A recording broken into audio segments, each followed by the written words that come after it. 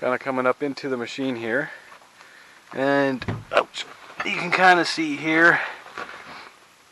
I went with the Pro Armor 4-point harnesses. If you ever were to have a rollover or anything like that, better to be stuck in the machine than hanging halfway out the side.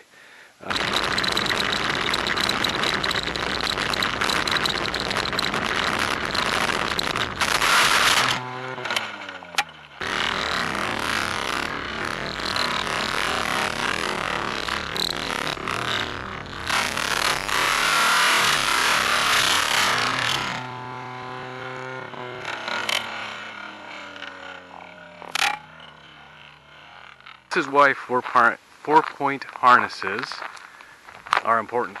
I was just doing a little bit of a top speed run and caught some loose gravel, and here we are.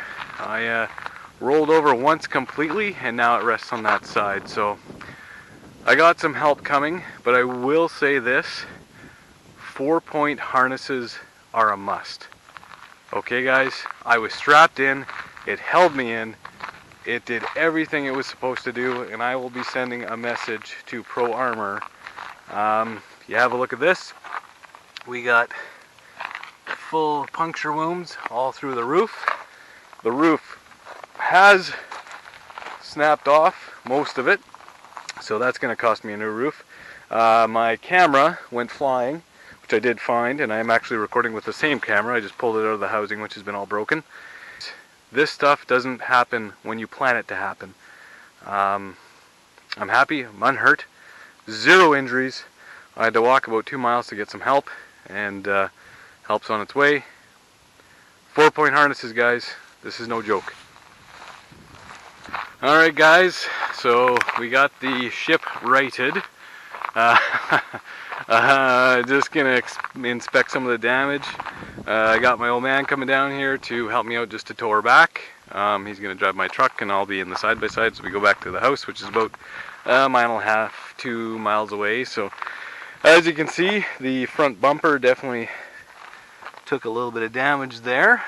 Got the what do they call that, powder coat has been well taken off, so she's definitely a worn-in machine. My only concern, and I'll have to look at this afterwards, is to see if this is bent. And I think it might be, but we will see. If I have any luck at all, it won't be. But I'm going to say, based on the fact that that's broken there, it has definitely moved. What else? We got a little bit of scrape marks back here. I'm going to say that those actually down bars probably help support the rest of it. Aside from that, I don't think it looks too bad. I mean, the roof obviously will need to be replaced, and that bar we will have to see.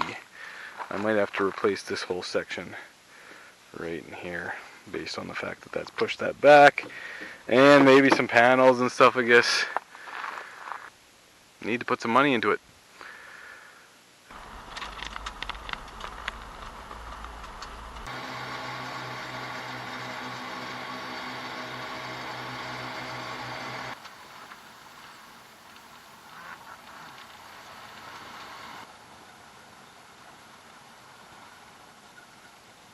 I got it back to my place. Just noticed a few extra minor issues. I broke a bracket, the bracket that secures the window to the bar there, so I broke that, so I have that on order. Coming around here, I'll show you guys one more quick shot of this. It definitely pushed that back. This bar here is actually supposed to be in where this contoured area is, so we definitely have some damage there. Kind of looking at it from the front, probably not so noticeable, but it definitely has a good bend in her. So the other thing I did notice, and I'll show you guys this right now, is I have an error code when I fire up the machine, and I figured out what it is.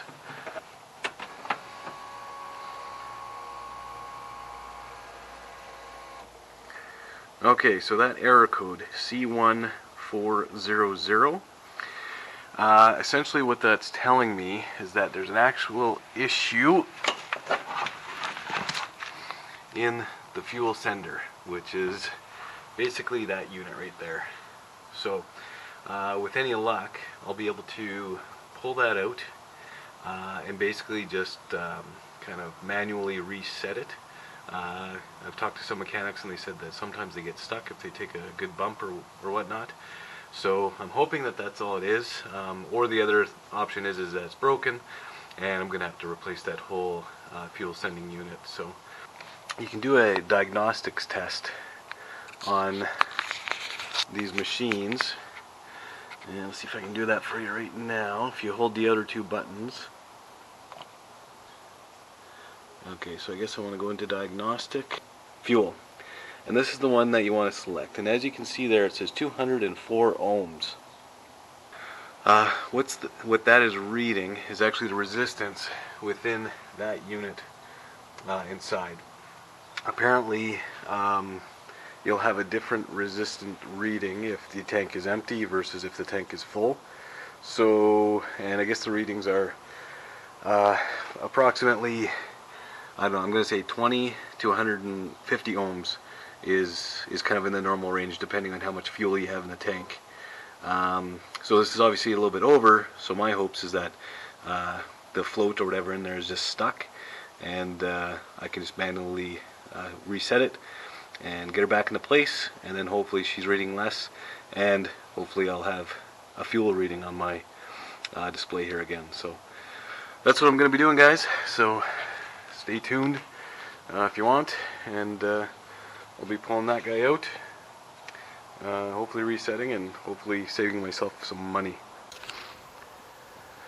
Okay guys, I got some good news for you, actually for me.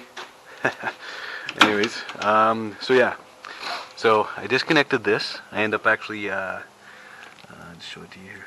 I end up breaking a little retainer clip, so I do need one more, a new one of those. I didn't have to disconnect these wires, but I popped this out, pulled it out, and when I grabbed the float for the fuel, it was clearly stuck. I unstuck it and basically threw everything back together, bolted it all up, and now I'll show you what I have. Turn the key on,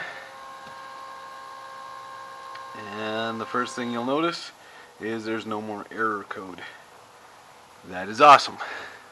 Next, I go to the diagnostics menu, and I'm just going to go up here, and I'm going to show you fuel.